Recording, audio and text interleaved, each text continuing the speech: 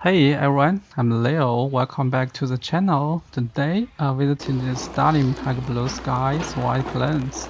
It was so peaceful, it actually made me homesick. That feeling inspired me to share a special dish from my hometown with you today. First, let's head to the market to grab our stuff: potatoes, onions, and the fresh white noodles. This dish comes from my roots, a small, humble mountain village in northwest China. To be honest, I don't even know its official name.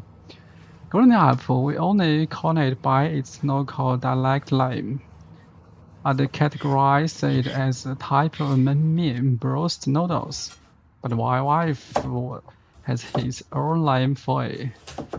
The first time she tried it, he just started calling it Potato Stewed Noodles. It's definitely a rich comfort food. Today I'm adding onions and cabbage for a bit of extra nutrition and flavor. But in my memory, the original version was just potatoes and dough. Let's say, back in that impoverished mountain range, that's all we had. Yet even with so little, it remains the most delicious meal in my memory. Let's get prepping. We will slice the potatoes, onions, and the cabbage, and finally some green onions for the base. To most people, this might look like a plain, ordinary meal, but for me, it carries the soul of my hometown. We all lived far from home for as long as I have. Food becomes a time machine. The moment that familiar aroma hits me, I'm a kid again, playing outside with my friends until dusk. I can almost see my mother base in the kitchen, the steam rising from the pot as I walk through the door, absolutely starving. It's funny, even when I'm playing video games, if I see a map with bright blue skies and clear scenery, I will get a bit dead. My brain just drifts back to those maybe comfortable afternoons in the village. Sometimes I get so caught up in the scenery that a neighbor takes me out and my teammates start playing me. And honestly, it was for the moment of peace. Alright, let's get cooking. The first rule of Chinese cooking, get the wok out and the oil. Don't be shy with it. I will let you in on a little secret. In Chinese cuisine, as long as you use enough oil, it's hard for a dish to taste bad. I learned that from my grandmother. Her food was always the best, and it wasn't until I grew up that I realized it was because he was much more generous with oil than everyone else. I still can't help myself, even if my latest healthy checkup suggests I should probably cut back. But hey, life is too short for bland food. Plus, more oil means the noodles won't stick, which is a lifesaver if you are a beginner and still learning how to control the heat. Saute the potatoes first, adding your spices and soy sauce until they are fragrant and golden. Then toss in the cabbages and onions. You've got to keep the wok moving to prevent the sticking. What do you think of my toasting technique? Do I look like a 3-star chef yet? Once everything is combined, it's time for the magic step.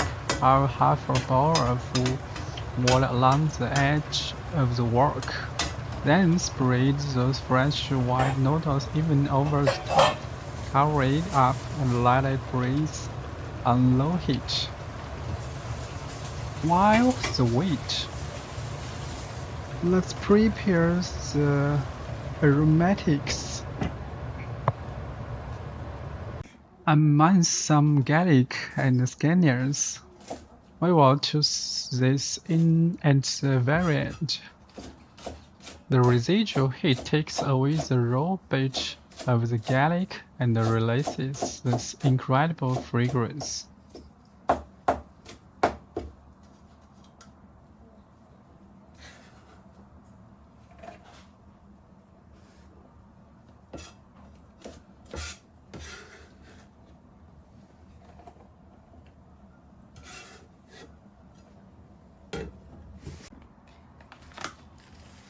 Now for the sour of the dish. Chili oil. If you don't like spicy, you can skip this.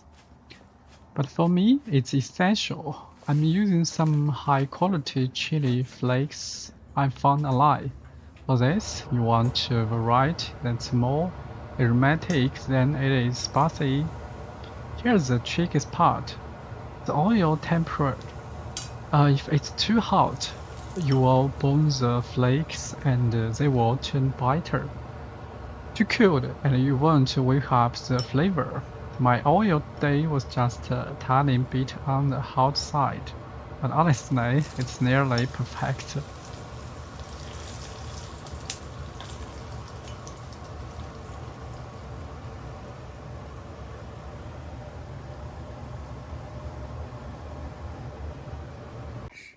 After about 20 minutes of braising, we are ready. How do I know it's done? Listen. When the bubbling sounds of water stops and you hear a slight sizzle, you know the liquid has evaporated. It's time. Throw in the garlic and the scallions. Gently separate the noodles with chopsticks and mix everything together. Look at that, a pot of perfect, fragrant potato meme.